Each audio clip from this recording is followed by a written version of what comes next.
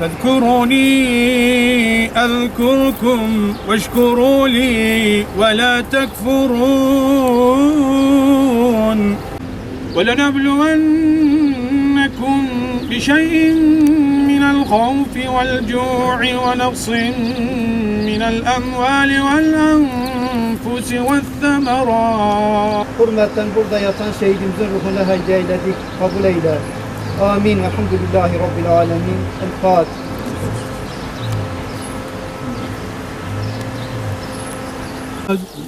وما الحياة الدنيا إلا متاع الغرور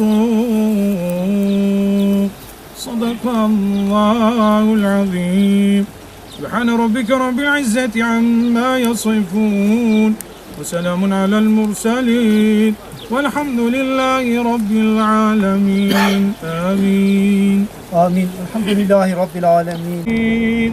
صدق الله العظيم سبحان ربك رب العزة عما يصفون وسلام على المرسلين والحمد لله رب العالمين آمين Amin.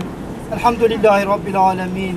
Ve akıbetu lil muttakin. على رسلك ولا تخزنا يوم القيامة إنك لا تخلف الميعاد.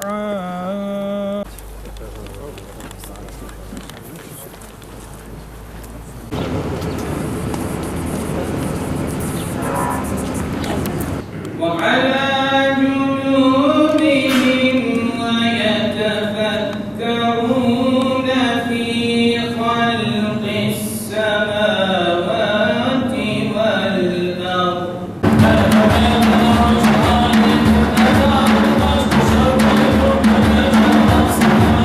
صلاة الله سلام الله عليك يا حبيب الله. والصلاة والسلام على رسولنا محمد وعلى آله وصحبه أجمعين. Bereketini, lütfunu, keremini, inayetini bizlere nasip eyle. Dünyada mutluluktan, ahirette cennetinden mahrum eyleme Allah'ım. Aziz kanlarıyla sulayıp, bizlere vatan kanı şuhadanın emanetine sahip çıkarak, gece gündüz demeden ibadet ruhuyla çalışmayı hepimize nasip eyle Allah'ım. İlahi ya Rabbi, hasıl olan sevabı, rızana nail olmak adına canından geçen, ancak vatanından vazgeçmeyen bütün şehitlerimizin ruhlarına bağışlıyoruz, makbul eyle. Selamun aleyhi ve sellem ve elhamdülillahi rabbil alemin. El Fatiha.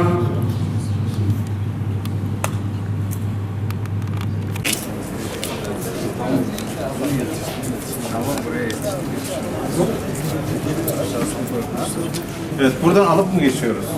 Öyle mi?